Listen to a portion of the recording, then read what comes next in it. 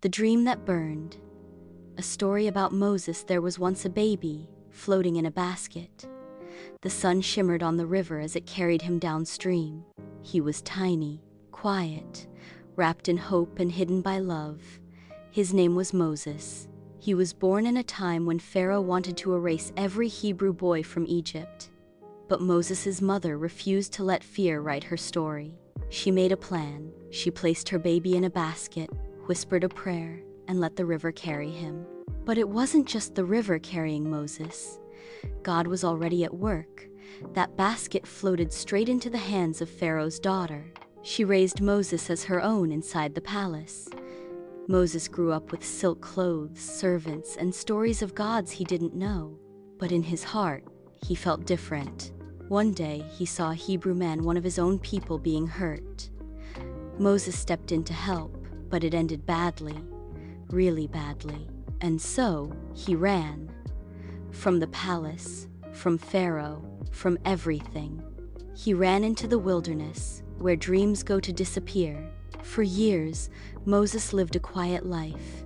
He herded sheep, married, settled down. Maybe he thought the palace was a mistake. Maybe he thought God had moved on. But God hadn't moved on, because one day, Moses saw a bush on fire, but it wasn't burning up. He stepped closer, curious, confused, and then a voice. "Moses, take off your sandals. You're standing on holy ground." God said, "I've seen my people's pain. I've heard their cries, and now I'm sending you to set them free." Moses froze. "Me? I can't speak well. I'm not brave. I'm not enough." But God didn't back down. He said, "I will be with you." So Moses said yes. Yes to the mission, yes to the risk, yes to the dream. He went back to Egypt, faced Pharaoh, led the people, watched God split the sea and send food from the sky. He climbed the mountain, held the commandments, taught a nation how to walk in freedom.